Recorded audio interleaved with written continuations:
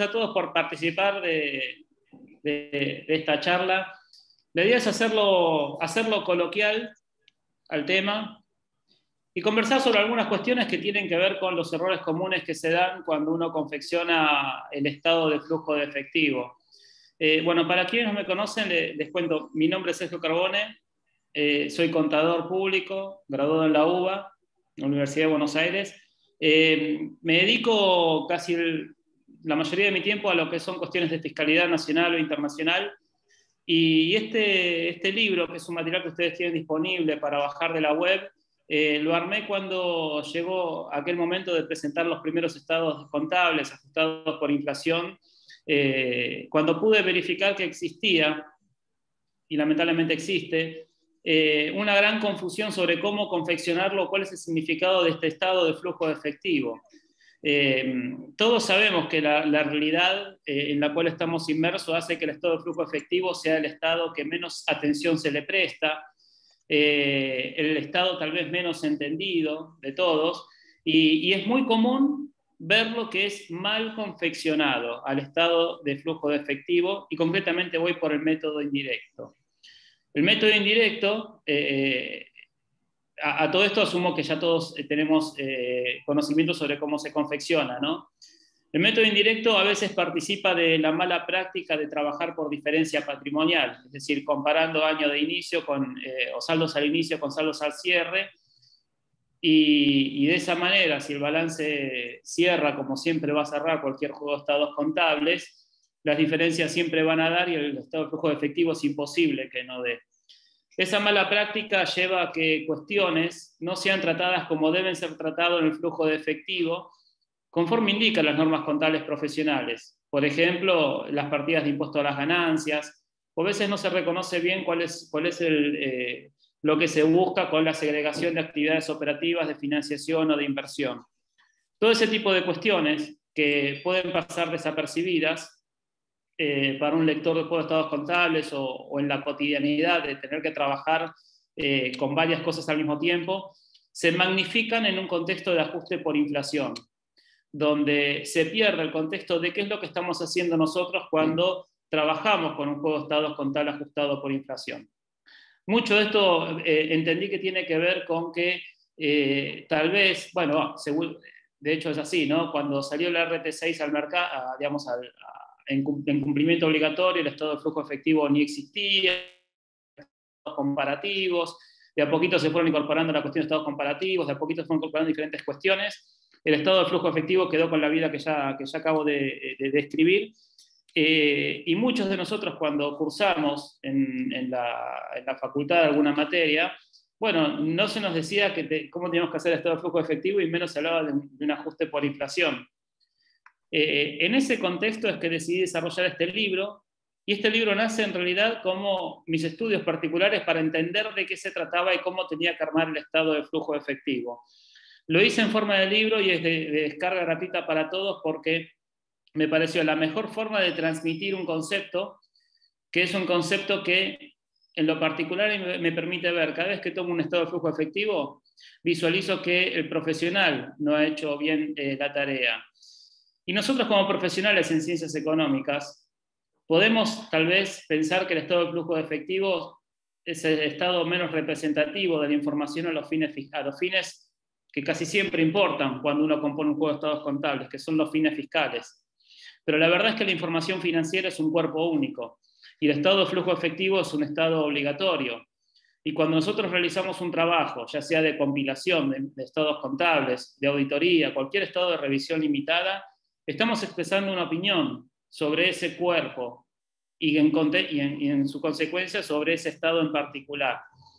No estaría ajustado a derecho nuestro actuar si nosotros decimos que un estado o un juego de estados contables expresa razonablemente una situación financiera de un ente, si el estado de flujo de efectivo está mal confeccionado, y a su vez si está mal confeccionado en un contexto de ajuste por inflación si no entendemos qué es lo que hacemos.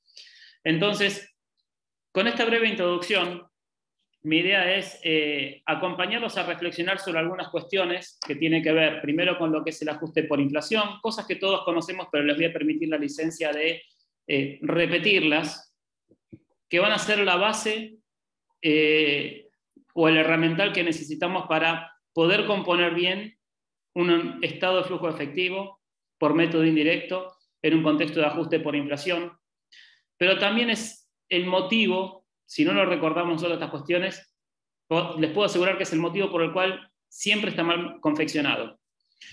Nosotros cuando hacemos un ajuste por inflación con el método de la RT6, nosotros sabemos que básicamente significa la anticuación de partidas y la aplicación de un coeficiente o de un índice, mejor dicho, a esa partida para llegar al valor al cierre. Y lo que no tenemos que olvidar es que el mecanismo que utiliza la RT6 para ajustar por inflación, que no es otra cosa que homogeneizar la unidad de medida, es un mecanismo indirecto. La inflación genera un efecto financiero que puede ser positivo o negativo. O sea, el deterioro sistemático del valor del dinero puede generar un efecto financiero en los resultados del ente, que puede ser positivo o negativo dependiendo de la posición financiera que tenga el ente. Y es generado por las partidas que son monetarias. Eso lo sabemos todos. El mecanismo decidido o utilizado por la RT6 sabemos que es indirecto porque ese efecto financiero que genera el deterioro sistemático del valor del dinero es determinado en los juegos de estados contables a través del ajuste de las partidas no monetarias. Ese es el primer motivo que todos sabemos por el cual lo primero que hacemos al realizar un procedimiento de ajuste por inflación contable es tomamos el juego de estados contables, verificamos qué partidas son no monetarias, pasamos a anticuarlas a estas partidas y de esa manera determinamos lo que es el RECPAM a través de la incidencia positiva o negativa dentro de esa mesura. Ahora, si nosotros lo operamos de manera sistemática, como a veces lamentablemente uno está acostumbrado a trabajar planillas, modelos, operaciones que realizan los sistemas, vamos a llegar a un resultado que va a ser el RECPAM, y ese RECPAM, básicamente, sabemos que proviene del mecanismo indirecto dispuesto por la RT6, y a veces lamentablemente se olvida que es generado por las partidas monetarias, no es producto de la incidencia de las partidas no monetarias en el juego de estados contables, sino que es producto de la incidencia que tiene la contrapartida de la partida no monetaria. Es decir, si yo vendo, mi asiento va a ser créditos por ventas a ventas. Voy a ajustar ventas, pero lo que me está generando el RECPAM va a ser la partida monetaria. Esta cuestión que comento, que es una verdad de perogrullo, porque digo, ¿cómo me vas a venir a explicar, Sergio? Me suscribí acá para que vos me vengas a decir eso. No. La idea es que no es para esto. Es porque cuando trabajamos con el estado de flujo de efectivos, nos va a obligar a reconocer que dentro de las partidas monetarias tenemos dos tipos de partidas. Una de esas partidas son las partidas que son efectivo y equivalentes. Y las otras son todas las partidas que no son consideradas efectivo y equivalentes. Y acá viene la cuestión que lleva a la confusión cuando primero aceptamos que el efecto financiero que se genera por el deterioro sistemático del valor de dinero proviene de las monetarias, y luego cuando vemos qué es lo que busca explicar el estado de flujo de efectivo, cuál es el objeto de la información que tenemos que trabajar, es la eficiencia o no, digamos, de la empresa en manejar los efectivos equivalentes. Y cuando yo hablo de la eficiencia o no de manejar los efectivos equivalentes, es decir, cuál fue el origen y aplicación de esos efectivos equivalentes, el estado de flujo de efectivo, en un contexto de ajuste por inflación, me va a estar midiendo, debe medir ese estado de flujo de efectivos, la incidencia que ha tenido en ese manejo de efectivo y equivalentes el deterioro sistemático del valor del dinero. Si nosotros miramos conferencias que se dan en el consejo o a veces clases de la facultad, todos los ejercicios forzosamente son siempre muy sencillos, ¿no? Una operación por año, dos operaciones por año, y si las recordamos vamos a ver que cuando hacemos el RECPAM siempre lo sacamos por diferencia, y cuando sacamos siempre por diferencia el RECPAM, siempre nos dicen tenés que anular el RECPAM del ejercicio en una línea y abajo vas a poner un RECPAM que tiene un valor diferente. Ahora, la pregunta que nosotros tenemos que hacernos es, ¿por qué es así? Es cierto que si yo lo saco por diferencia eso es así, pero siempre y cuando yo realice la comparación ajustada por inflación de las variaciones que se generaron en todas aquellas partidas que son monetarias y que no representan efectivos y equivalentes. Ahora vamos a ver el tema nuevamente y lo vamos a repetir. Hasta aquí, lo único que hice fue, y en todo mi relato voy a ir siguiendo mi libro. Lo voy siguiendo de esa manera porque, les digo, si se bajan el libro y lo van siguiendo, van a encontrar que lo que digo está en ese orden. Cuando tenemos que resolver un ejercicio o una cuestión, hay veces que nosotros nos enfrentamos al juego de estados contables y el error es decir, trabajo la información digamos, en bloque, en cantidad, y sin entender, o pretendiendo entender, mejor dicho, cuál va a ser el efecto o el tratamiento de algo, sin mirar la operación puntual que me está generando crisis. Es decir, trato de visualizar una lógica sin hacer un ejercicio solamente con una operación o con dos operaciones. En este caso, yo lo que voy proponiendo en este libro es ir en el sentido de decir, bueno, vamos a ver qué es lo que sucede cuando no tengo operaciones, cuando tengo una operación o cuando tengo dos operaciones, para poder entender cómo funciona el estado de flujo de efectivos. Visto de esta manera, nosotros sabemos que el estado de situación patrimonial nos va a pedir un ajuste de punta a punta en un contexto de inflación, en un contexto de ajuste por inflación contable, donde yo voy a ajustar las partidas que son no monetarias.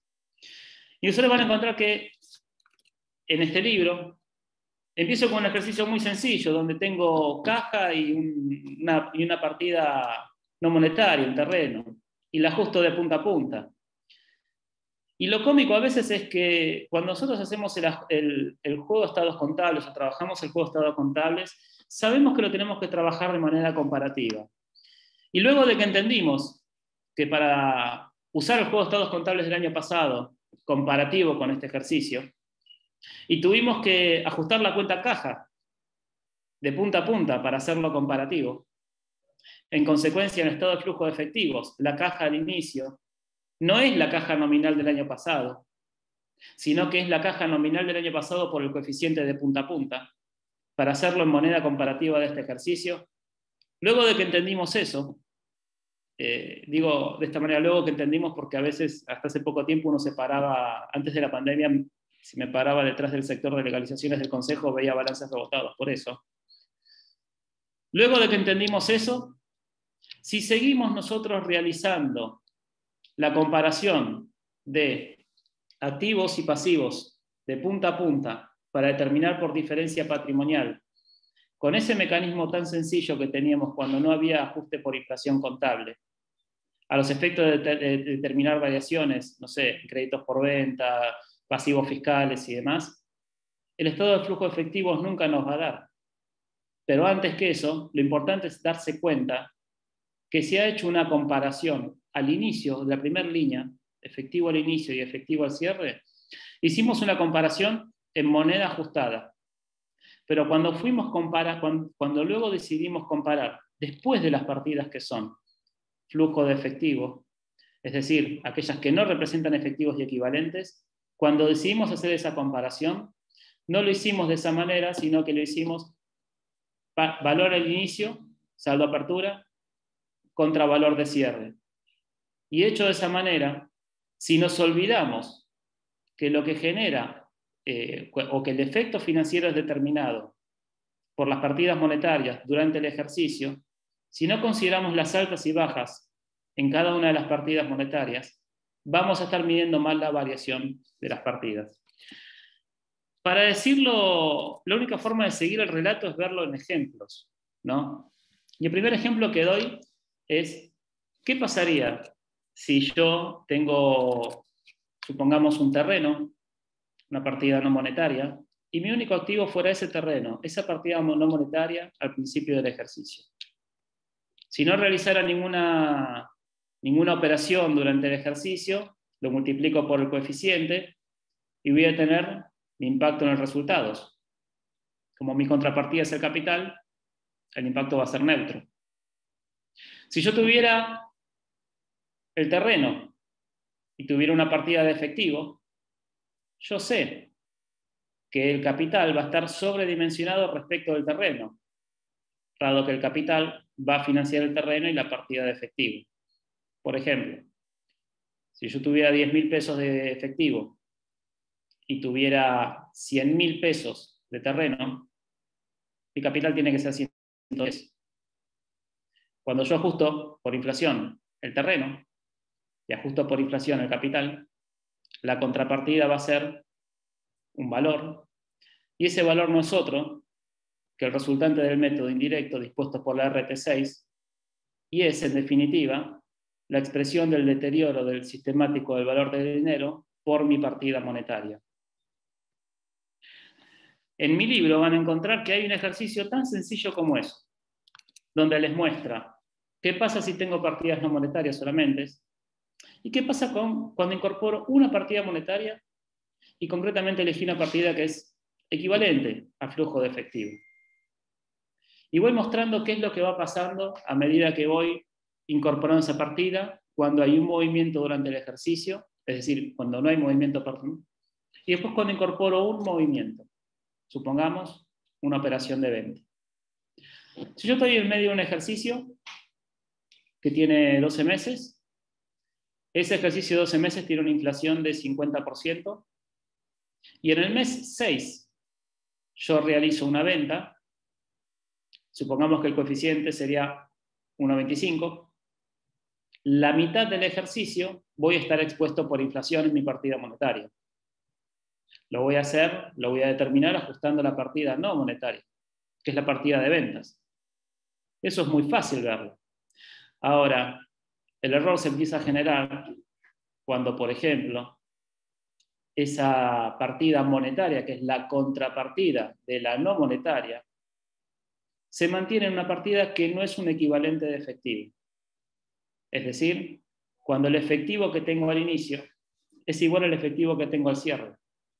Y pretendo comparar, supongamos, en este caso, los créditos por venta, sin considerar el impacto que tuvo en el valor del dinero al cierre del ejercicio, una partida que debe ser anticuada, pese a ser monetaria, a los efectos de componer el estado de flujo de efectivo por método indirecto.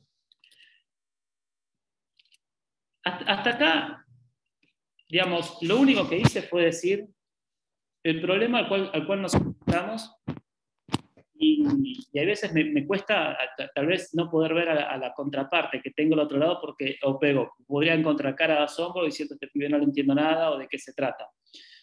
La única solución para esto es bajar el libro y es creer o reventar, ¿no? Pero el estado de flujo de efectivos, cuando yo lo voy a componer, sabemos que partimos de esa variación de efectivos equivalentes, que es contrapartida el saldo al inicio, que ya vino ajustado por inflación, contra el saldo que tengo al cierre. Durante el ejercicio hay un mecanismo muy bueno para trabajar lo que es. Lo primero que tengo que hacer es, yo sé que todo balance me va a cerrar. Todo balance me va a ofrecer que las sumas que se van en el debe, las contrapongo con las sumas que van en el haber y me va a dar 0. Ello significa también que como por cada partida monetaria yo sé que tengo una partida no monetaria, si aplico el mismo mecanismo de actualización para todas las partidas, yo sé que el RECPAM generado por las no monetarias es igual al RECPAM generado por las monetarias. Esto es una cuestión de partida doble. Es imposible que no dé de esa manera. El problema es cuando yo solamente pienso que el ajuste por inflación, por RT6, se basa en un mecanismo de monetarias. De no monetarias. Cuando yo pienso que el único trabajo que tengo que hacer es ajustar las no monetarias, es ahí donde viene el problema. Entonces, lo que estamos haciendo cuando aplicamos la RT6 es un mecanismo indirecto. No es el mecanismo directo que me está pidiendo o que necesito hacer para componer estado de flujo de efectivo. Para componer estado de flujo de efectivo, yo no puedo trabajar con los saldos. Lo que tengo que trabajar es con los movimientos, mes por mes. Porque me van a importar dos cosas. De esos movimientos me van a importar los que son de partidas monetarias, y de esos movimientos que son de partidas monetarias voy a necesitar segregar aquellos que corresponden a equivalentes y efectivo y aquellos que corresponden al resto de las partidas monetarias. ¿Cómo lo hago yo? Yo, hacia el final del libro, hay un ejercicio donde voy tomando cada uno de los ejemplos incrementales, es decir, sin operaciones, con una operación o con varias operaciones. Naturalmente, digamos, en el ejercicio trato de sacar dentro de la composición del F indirecto algunos errores clásicos que veo, que es el tratamiento de impuesto a las ganancias. Como dije antes, si nosotros vemos el juego de estados contables y comparamos estados patrimoniales al inicio y al cierre, sacamos las diferencias, al final de la fila nos va a dar 0. Si yo de toda esa suma evito considerar la suma de caja y bancos, la sumatoria de lo que me queda me va a dar al igual de caja y bancos, porque el balance era 0. Si yo pretendo componer un estado de flujo de efectivo simplemente poniendo la diferencia de caja y bancos, que es el flujo efectivo que yo tengo que justificar por el método indirecto, siempre me va a dar el número que estoy buscando. Pero no es como se compone el estado de flujo de efectivos. El estado de flujo de efectivos parte de ese resultado generado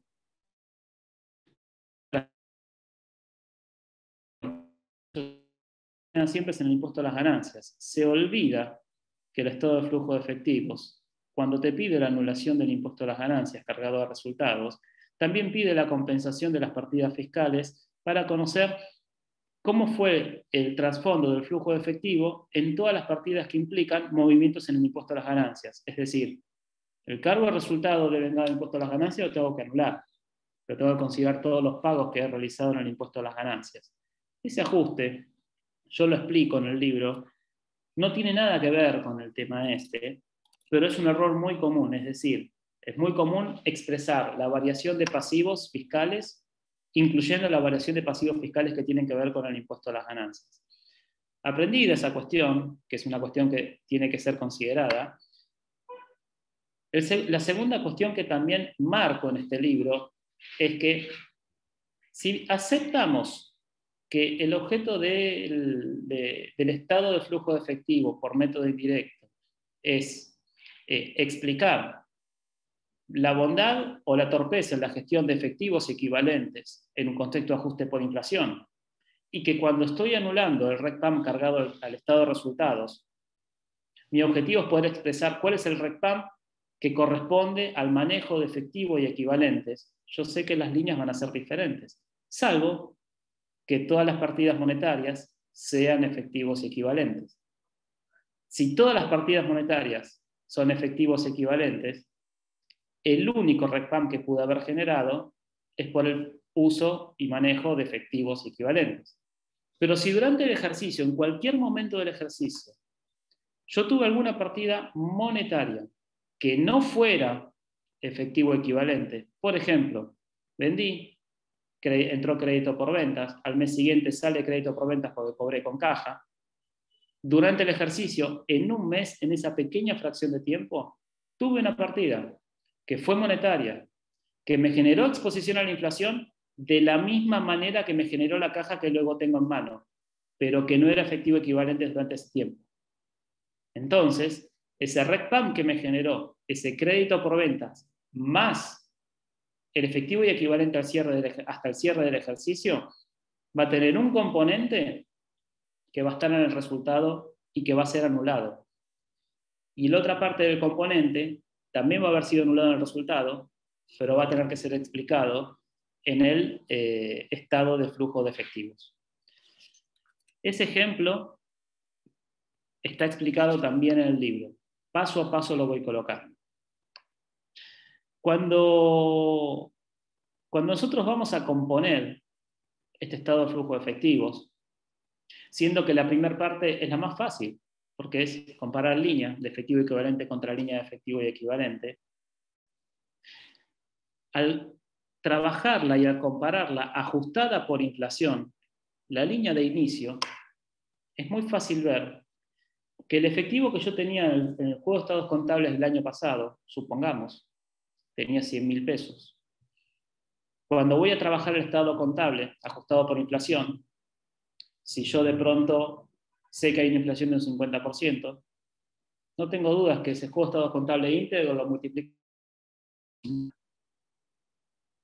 Y cuando yo hago el estado de flujo de efectivo, comparado de punto a punta, yo parto de comparar efectivo al inicio, pongo 150, no pongo 100. Pongo 150 y lo comparo contra el que tengo al cierre.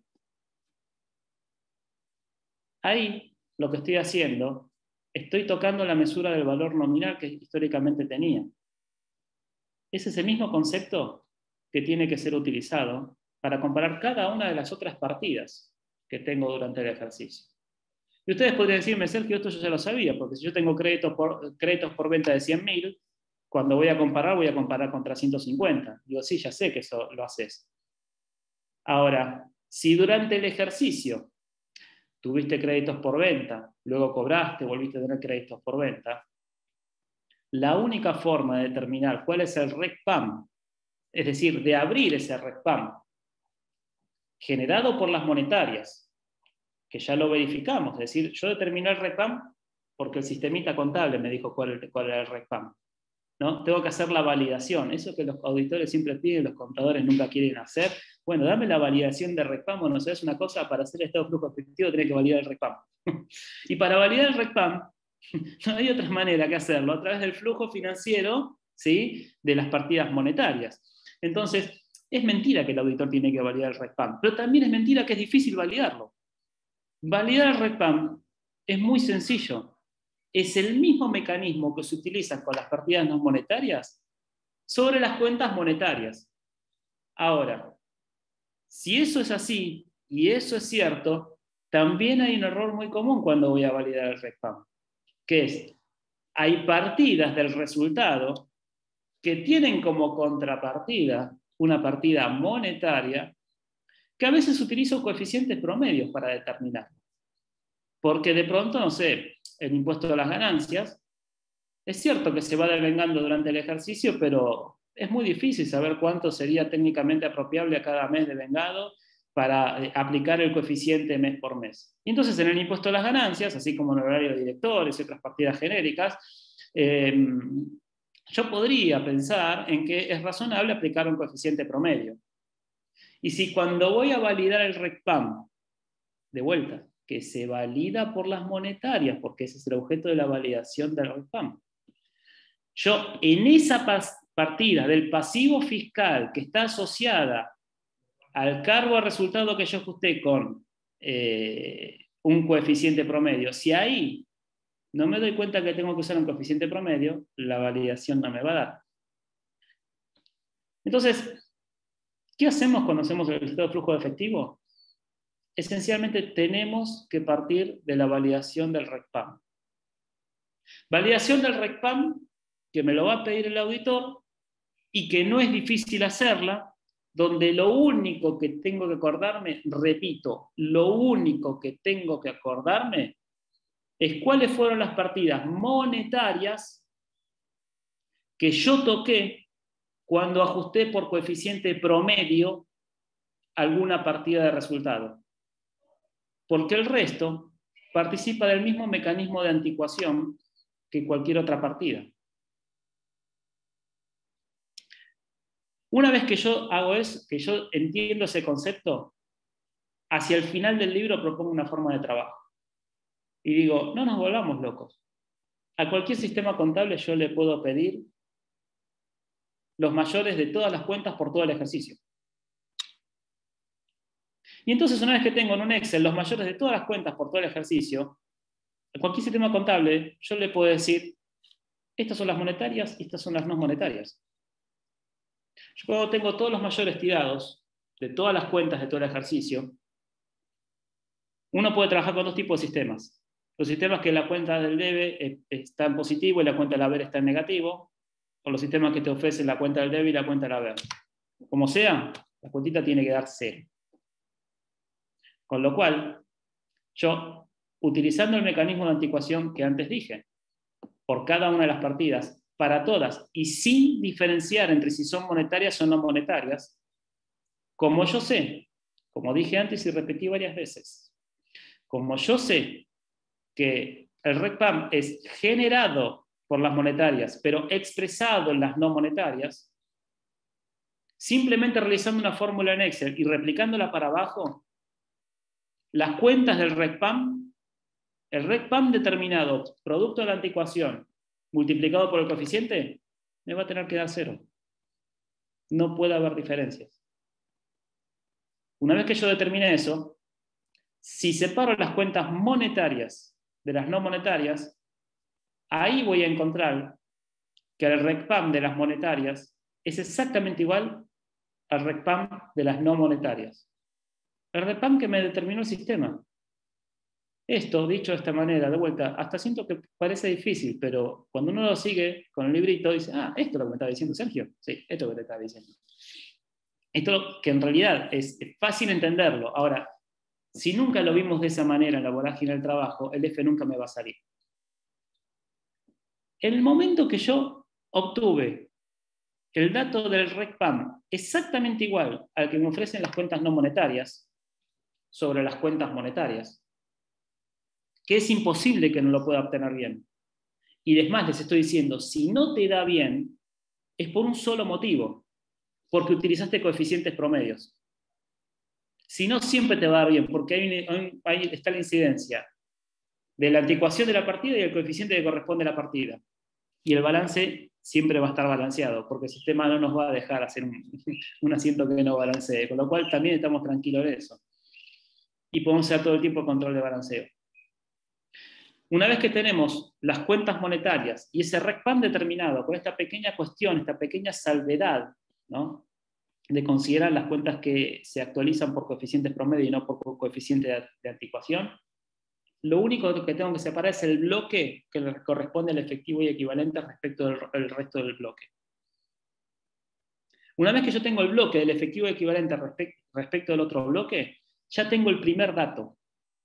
Ya tengo el dato que va a ser el resultante de sacar el estado de flujo de efectivo por diferencia. Ya tengo ese primer dato. Porque ese dato que sale por diferencia desde el punto de vista contable, que nos explican en todos los ejercicios, observen, por favor, observen que en todos los ejercicios que te dicen sacarlo por diferencia y nos reímos todos cuando hacemos ese ejercicio, es porque se asume que el contador sabe lo que está haciendo. Y se asume que hizo la cuentita que yo hice. ¿Sí? Si uno no hace la cuentita que yo hice y entonces ningún ejercicio, yo no tengo ningún cliente que no hace operaciones en todo el año, o que la única operación que me hace el loco está hecha el último día del ejercicio. Yo esa suerte no la tengo. Si no se dan esas dos hipótesis, las cuentas nunca le va a dar. Ahora, yo quisiera saber si hasta acá hay alguna duda, porque la parte más divertida viene ahora. Me gustaría leer las preguntas, ver que hasta ahora no hay preguntas, pero me gustaría que me digan qué es lo que ven, si hay alguna duda, porque se pone picante ahora. Si alguien quiere hacer alguna pregunta puntualmente, la escribe o nos levanta la mano y le habilitamos el micrófono.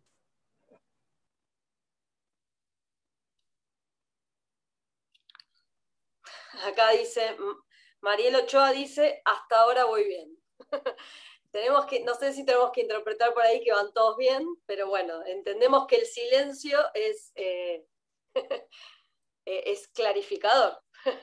Sí, o por ahí no le entendí nada a pero está en el libro, se puede bajar, se puede ver. Si nosotros tomamos el libro porque, esto es como todo, ¿no? Uno puede decir, bueno, lo podría haber hecho en un PowerPoint, o podría haberles mostrado un Excel grande que tengo con el cual lo hice, y entonces decir, wow, me muestra el Excel, pero de vuelta, si no te muestro la formulita también viene lo mismo, ¿no? Entonces, no te puedo mostrar la formulita, no te puedo mostrar el Excel. Veamos el concepto, porque la cuestión del estado de flujo efectivo es conceptual. Ahora, una vez que entendimos de dónde sacamos el dato y que aceptamos esta realidad, que de vuelta la quiero repetir, que la inflación me genera efectos en las partidas monetarias, pero la RTC va por un mecanismo indirecto, y es las partidas no monetarias. Cuando entendimos que para ajustar las partidas no monetarias, de vuelta, mecanismo indirecto, utilizamos el procedimiento de anticuación y coeficiente correspondiente, salvo cuando trabajemos con coeficientes promedio. Cuando entendimos que la anticuación de las partidas no monetarias tiene su reflejo en la monetaria y que el balance siempre tiene que balancear.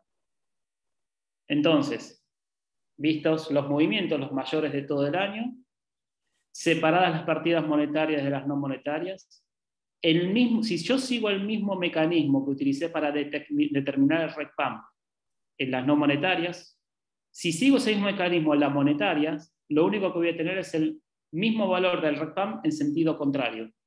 No puedo obtener otro dato. Sí, lo mismo que obtuve con RECPAM por trabajar con las no monetarias, lo voy a obtener en sentido inverso con las monetarias. Y si yo desagrego de esas monetarias, las que son efectivas y equivalentes respecto del resto, ahí tengo el dato que me va a estar pidiendo el estado de flujo de efectivo, que va a ser aquella mesura del RECPAM generada efectiva y equivalente. Y ahora vamos a ver, pensemos esto. Pensemos que es un ejemplo muy sencillo donde yo tuviera dos partidas monetarias, que una sea efectivo y equivalentes y una sea una monetaria sencilla, que no sea efectivo y equivalentes. Pensemos en caja y bancos y crédito por venta. Caja y bancos es efectivo y equivalente. Crédito por venta no es efectivo y equivalente. Cuando yo tengo el mayor de la cuenta de caja y bancos y tengo el mayor de la cuenta de créditos por ventas, yo voy a ver un saldo al inicio, un movimiento durante el ejercicio y un saldo al cierre. Y yo sé que esa exposición o esos movimientos que tuve más o en menos durante el ejercicio me puede haber generado un beneficio desde el punto de vista de la inflación o el deterioro sistemático del valor del dinero o no. Cuando yo estudié en ciencias económicas para contador, todavía se hacía el estado de flujo de el estado de variación de capital, no me acuerdo cómo se llamaba, no era el EFE. Y claro, nos rompíamos la cabeza, yo tenía 20 años, no sabía para qué servía eso, y básicamente lo único que nos estaba diciendo ese pequeño estado, que ya no me acuerdo ni cómo se llama, era, si tenías efectivo, perdiste plata, si sacaste el efectivo y lo invertiste, ganaste plata. Es muy parecido a lo que hacemos cuando hacemos un dinámico en ajuste por inflación impositivo. Y ese es el mismo concepto que se maneja, en definitiva, cuando nosotros tomemos la cuenta mayor, tenemos los movimientos día por día, que luego lo aplicamos mes por mes y aplicamos el coeficiente. Cuando yo hago ese mismo trabajo en la cuenta que es monetaria, pero no es efectivo y equivalentes, voy a tener lo mismo. Voy a tener una exposición al inicio, mayor exposición o menor, afectada por inflación, según si yo lo cobré o no esa partida. Si la cobré, supongamos, al inicio tengo 100.000 de crédito. Al cierre estuve expuesto todo el periodo. Si yo a la mitad del ejercicio la cobré y la tuve en caja y bancos, los 100.000, empiezo con 100.000 al inicio y termino con 0 de créditos por venta. Pero seguí expuesto por inflación. El RECPAM me va a dar lo mismo, porque el dinero que yo cobré yo no tengo más en crédito por venta, lo tengo en efectivo y equivalentes. Desde el punto de vista de la justificación del RECPAM, no voy a tener dudas que el efecto va a ser el mismo. Ahora, desde el punto de vista del estado de flujo de efectivo, no es lo mismo decir que mi efecto en el deterioro sistemático del valor del dinero estuvo dado en las partidas de equivalente de efectivo o en las partidas que son monetarias que no son equivalentes de efectivo. Ahora, dicho de esta manera, sí, tenés razón, Sergio, en lugar de tenerlo abajo lo tenés arriba, da lo mismo. No da lo mismo. Porque cuando nosotros hacemos la comparación, supongamos, de créditos por venta, no es lo mismo decir, comparo el saldo de partida al inicio de créditos por venta, fíjense lo que sucede, ¿no? Y hagan todos un mea culpa, que yo cuando lo hice llegar, yo también me la mandaba, ¿no? ¿Qué es lo que me aprendí que había que hacer? Comparo al inicio contra comparo al cierre. Entonces supongamos, tenemos 100.000 al inicio. Tengo 100.000 al cierre, ¿sí? Hacía 100.000 por el coeficiente, supongamos que era 50% el coeficiente, 100.000 por 1,50 tenía 150 al inicio, tengo 100 al cierre, perdí 50. Eso es lo que hacíamos todos. ¿Sí? Ahora, si en el ejercicio sucedió que esa partida monetaria, no equivalente de efectivo, crédito por ventas, durante el ejercicio tenía 100.000, en el mes 2 cobré 100.000, en el mes 3 recibí otros 100.000 y después los volví a cobrar y sigo con 0, es cierto que yo al inicio tengo 100.000 por 1,50, pero después tengo que cobré al mes 2 por el coeficiente que corresponde al periodo al mes 2. Cuando volví a comprar, a cobrar, cuando volví a vender, perdón, volví a tener otros 100.000 por el coeficiente al mes 3. Y después volví a cobrarlo, ese movimiento, por el coeficiente al mes 4. Porque si yo no lo hiciera de esa manera, estaría aplicando un criterio para evaluar una partida financiera o para exponer una partida financiera al inicio del ejercicio y después aplico criterio excesivamente nominal para el resto de las partidas. Fíjense lo que les estoy diciendo. Si yo no lo hago de esa manera, si yo no ajusto todos los movimientos mes a mes anticuándolo en las partidas monetarias para los efectos del flujo de efectivo, en un mismo juego de estados contables estoy aplicando dos criterios diferentes para exponer la información. Ajustado por inflación para los saldos al inicio y excesivamente nominal para todo el resto. Y después firmamos diciendo importes expresados a última fecha. Entonces, lo que propongo es justamente visualizarlo de esta manera. ¿La anticuación se hace por las partidas monetarias? Sí, señores. Cuando estoy trabajando el estado de flujo de efectivo. Porque ¿qué es lo que quiere ver ese estado? ¿Cuál fue la incidencia que tuve entre las altas y bajas de la partida de equivalentes de efectivo? Y solamente lo voy a obtener el dato del equivalente del efectivo, que de vuelta es una porción del total de los monetarios, el equivalente efectivo es una porción, solamente voy a obtener este dato por diferencia si saco esto bien, que son las monetarias no equivalentes por efectivo. ¿Y eso qué me demanda? Anticuar cada movimiento de todas las partidas que son monetarias, tal cual si fueran no monetarias cuando hacemos, no sé, un estado de resultados. Para poder comparar el saldo al inicio ajustado, los movimientos ajustados y el saldo al cierre que siempre está ajustado. ¿Y entonces qué se hace? Para determinar cuál fue la variación de esa partida que fue monetaria todo el ejercicio. Saldos nominales, sumo y resto, contra los saldos ajustados, que es lo que me debería dar. La diferencia es la variación que tuvo la partida. Y entonces, Sergio, ¿puede ser que yo al inicio tenga 0 créditos por venta, al cierre tenga 0 créditos por venta y vos me pongas un estado de flujo efectivo que tuvo variación? ¿Sí? Porque si yo inicié con 0 créditos por venta y hagan la prueba y revienten. Y es más, pueden no creerme, pero el Excel no se equivoca. Si ustedes siguen el ejemplo del libro, se van a dar cuenta, no solamente que todos los números cierran, sino que ese bendito número que tratábamos de sacar por diferencia, porque lo único que sabemos que tiene que ser diferente al respam del estado de resultado. El único que sabemos. Ahora, ese numerito que traten de sacar por diferencia, la única forma que sea diferente al del estado de resultado, sin equivocarse con un dedito, es haciendo este mecanismo que les estoy diciendo. Cuando lo hacen de esta manera, se van a dar cuenta que, supongamos, y hay un ejemplo así en el libro, al inicio no tengo créditos por venta. En el mes 1, al mes 2, vendo por 100.000 pesos. Al mes 3 lo cobro y lo tengo hasta el cierre del ejercicio el billete en la mano. No tengo dudas que desde el momento de la venta, mes 2 hasta el cierre, estuve expuesto por inflación. Porque tuve partidas monetarias, crédito por venta al inicio y después saldos en el banco. Eso es lo que me va a expresar el ajuste de la línea ventas. Tampoco tengo dudas. Y hasta ahí mi relato cierra. El tema es que desde el mes 2, que es el momento que vendí, hasta el mes 3, que lo cobré, la exposición estuvo explicada en la partida monetaria no equivalente por efectivo. El resto estuvo en el equivalente de efectivo. Cuando yo comparo la pérdida del dinero que tuve en la partida monetaria no equivalente, tuve una variación.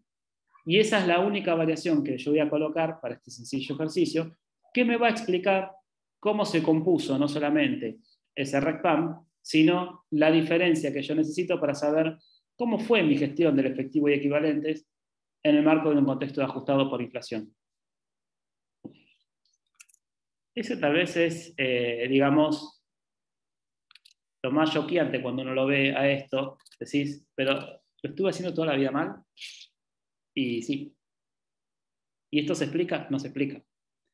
¿Y esto por qué no te lo explican en los cursos del consejo? Porque es un quilombo explicar en los cursos del consejo. Y porque si te lo explico tampoco nadie lo va a hacer, ¿no? Y en realidad, cuando uno agarra el Excel y entiende este concepto, no es más que copiar y pegar fórmulas. La posibilidad de error son dos. Obviamente conociendo la diferencia entre partidas monetarias y no monetarias y sabiendo que es un equivalente efectivo.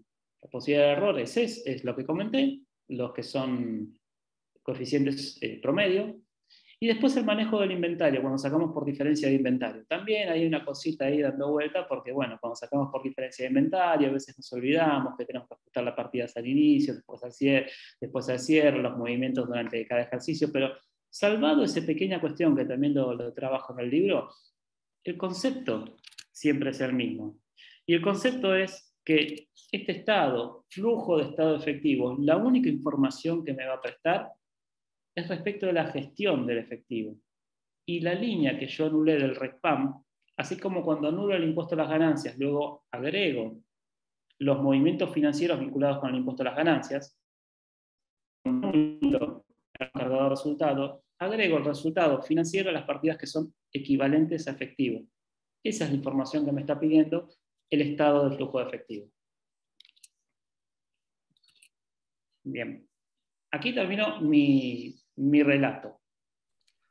Sé que es complejo. A mí generalmente me gusta hablar de cuestiones de fiscalidad nacional o internacional, y hablando de derecho me siento un poco más cómodo. Porque esto siento que hay que verlo en un Excel, esa es la verdad.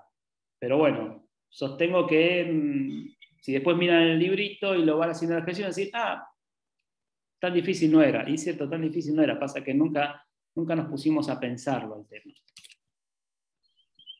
Bueno, si alguien quiere hacer alguna pregunta, levante la mano, la escriben, podemos llegar a habilitar el micrófono, no hay ningún problema. Se puso en la parte del chat, Vanessa puso el enlace del ebook, que también lo fuimos poniendo en las redes sociales. Hubo ahí algún problema hoy con los enlaces, que parece que hay gente que no recibió el mail, así que bueno, vamos a tener que revisar ese tema para la próxima. Había una pregunta, pero se me fue acá en todos los mensajes. No, alguien te dijo, Víctor Manuel dijo que el REPAM, puede ser que el estado que vos querías, que no te salía el nombre, generación y aplicación de fondos, ¿puede ser? Sí, puede ser. Nada, tenía 20 años cuando cursé la materia y todavía estaba eso, dando vuelta. Ahí lo publico nuevamente el libro que nos están pidiendo. Mientras vas cargando el dato del libro, desde la página 70 y en adelante, voy haciendo esto, voy diciendo, ¿qué pasa si no tengo operaciones? ¿Qué pasa con una operación? ¿Qué pasa con dos operaciones? Y voy haciendo todo el jueguito. ¿Qué pasa en esta situación patrimonial y cuál es su efecto en efectivo? Porque al principio, ¿cómo hice para entenderlo? Que es a veces cuando uno hace, incluso cuando veo que hacen declaraciones tributarias y trabaja mal el consumidor, eso, hacerlo sencillo, revisa esa sola operación y fíjate el efecto que tiene en tu estado contable o en lo que estés trabajando. Y acá lo voy haciendo paso por paso. Paso por paso voy haciendo cada una de estas cosas, sin operaciones y más. Esto lo veo que está a partir de las páginas 70 en adelante y voy detallando cada cuenta, y es así como yo pongo que trabajen, ¿no? Cada cuenta, indica si es monetaria o no monetaria, aunque te lo sepas, indicalo. Indica si vas a colocarla dentro del grupo efectivo y equivalentes o no. ¿Para qué? Para cuando tengas que sacar ese RECPAM, puedas abrirlo y visualizarlo rápidamente. Ya que está, quedás bien con el auditor, así cuando te pide la validación ya la tenés, ¿no? Porque no puede ser que no te dé. Bueno, vamos a esperar si alguien quiere hacer alguna otra pregunta. Claudia Quintardi, si tiene razón, que es el estado de origen y aplicación de fondos. Así se llamaba originalmente. Bien, ahora respecto del tema este. Para ¿no? los que somos un poquito más viejitos.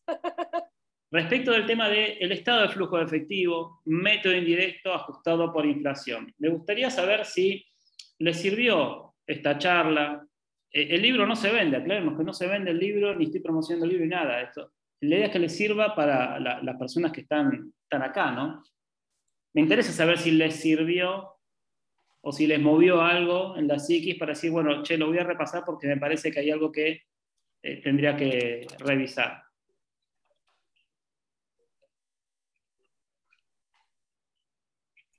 Acá Romina nos dice, gracias por compartir la experiencia. Habla de un buen colega. Halagos para vos, Sergio. Sí, hubo otras personas también, Van, que decían que se entendía. Sí, que se entendía. Genial, Sergio, se entiende bien. Aprovechás al máximo las partidas dobles, dice Lucas. Gracias por compartir la experiencia, Romina, otra vez. Sí, sí, más que halagos tienen para vos, Sergio. Bueno, gracias a todos. Gracias a todos. Espero que, nada, que les sirva, que lo apliquen.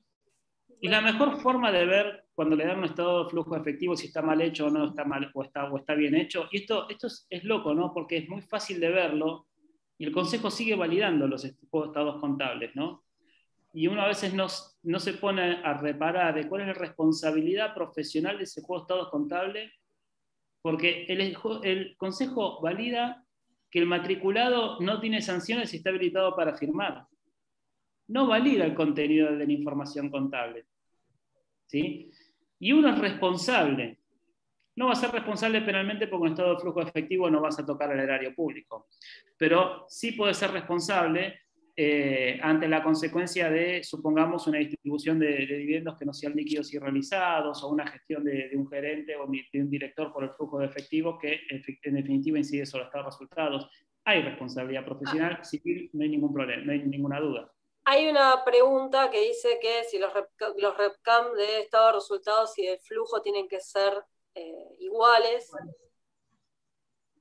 No pueden ser, a ver, el RECPAM del estado de resultados nunca, digamos, sería un accidente que sea igual al estado del flujo de efectivo. La única forma de que el RECPAM del estado de resultados sea igual al RECPAM del flujo de efectivo es que todos los movimientos hayan pasado siempre por efectivo y equivalentes. En cuanto tuviste un mes, una cuenta por pagar, un crédito por venta, un pasivo fiscal, lo que sea, ya el valor va a ser diferente. Porque el estado de flujo de efectivo lo que te explica es la incidencia del RECPAM en las partidas que son equivalentes de efectivo. Entonces, solamente va a ser igual cuando la contrapartida de tus no monetarias siempre fueron equivalentes de efectivo. Clarísimo. Hay otras preguntas, no sé si preguntas o comentarios. Me parece que todos son halagos, que fue productiva la charla, que van a revisar lo que venían haciendo. Antes de cerrar, queríamos con Vanessa pasar algunos mensajitos.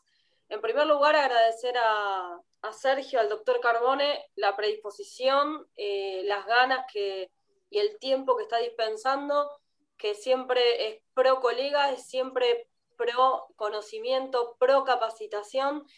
Desde la Cámara queremos también un poco empezar a dejar en claro que la Cámara no es la finalidad solamente de la Cámara hacer capacitaciones, que la finalidad de la Cámara es mucho más amplia, que las capacitaciones son una forma, los estudios profesionales venden tiempo y conocimiento, y el conocimiento la única forma de entrenarlos con la capacitación y con la práctica. Y desde ese lugar creemos que la capacitación es una pata importante. También es muy importante entender que todos los estudios profesionales tenemos mucha responsabilidad en el trabajo profesional, y entonces es importante tener clara la responsabilidad que tenemos, cuáles son los límites de esa responsabilidad, para no tener un día un dolor de cabeza. Como siempre digo, el penalista sale carísimo. Y para cerrar y pasarle la palabra a Vane, un poco lo que queremos contarles es que, bueno, por un lado, dentro de poquito vamos a abrir las mesas de trabajo, que el doctor Carbone va a ser el que coordine la mesa tributaria. Vamos a abrir otras mesas de trabajo que lo vamos a ir notificando por mail, en las redes sociales. Hay un canal de difusión que tenemos de Telegram, que es CEPET Oficial, que estaría bueno que ustedes lo puedan seguir, porque por ahí, como pasó hoy, si alguno tiene un problema que no le llegó el mail, pusimos en ese Telegram el enlace. Y bueno, no mucho más, querer contarles un poco que la Cámara tiene como finalidad desarrollar el sector de servicios profesionales, como hay otros sectores en la economía, como hay otros sectores que son parte de la actividad, y que nuestro trabajo también es una actividad económica, también forma parte de la economía, y es importante que los estudios profesionales empiecen a mirarse, salir un poquitito de esa cosa individual de la profesión liberal, y empezar a mirarse, porque todos, para prestar un servicio en un estudio profesional, no necesitamos solo de nosotros.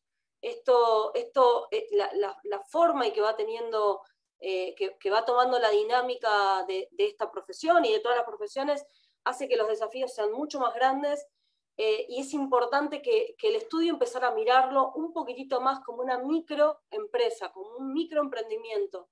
Todos tenemos o algún colaborador, todos necesitamos una estructura, todos empezar a tener la cabeza de que es importante el desarrollo, el estudio profesional, un poco más como un microemprendimiento, como una microempresa.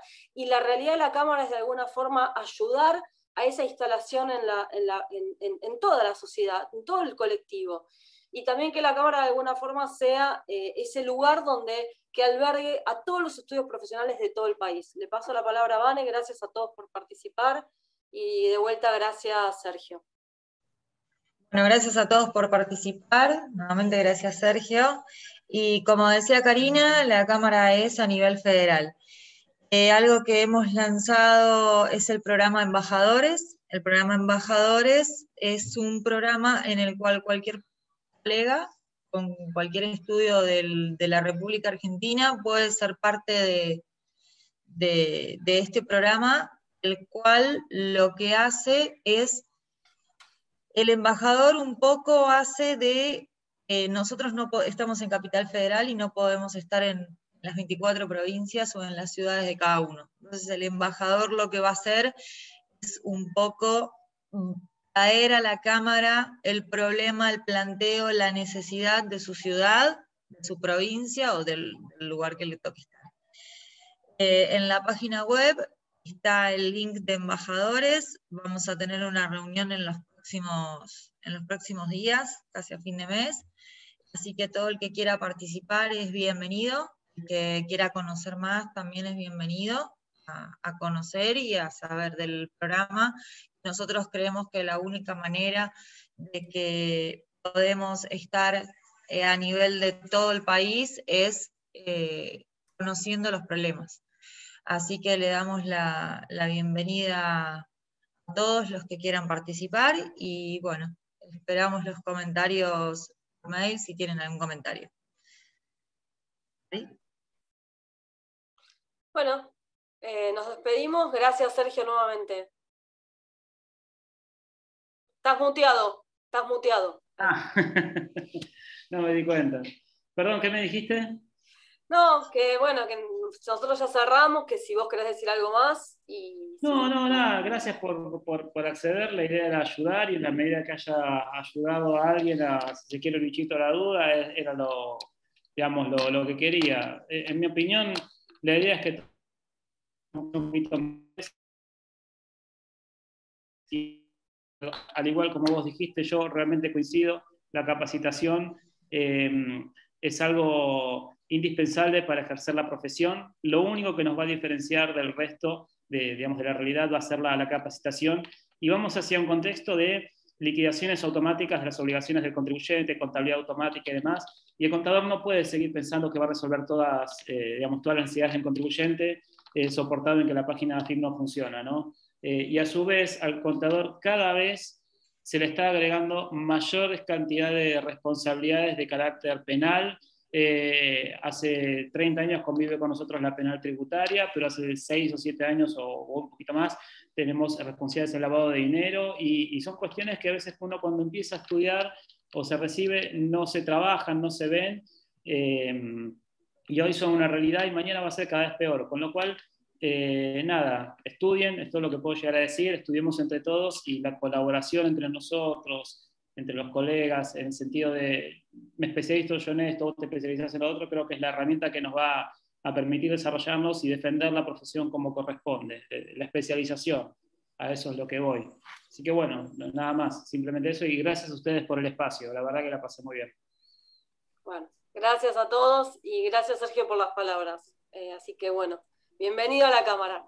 Bienvenidos todos a la cámara. Bienvenido, gracias, nos vemos, chau, chau.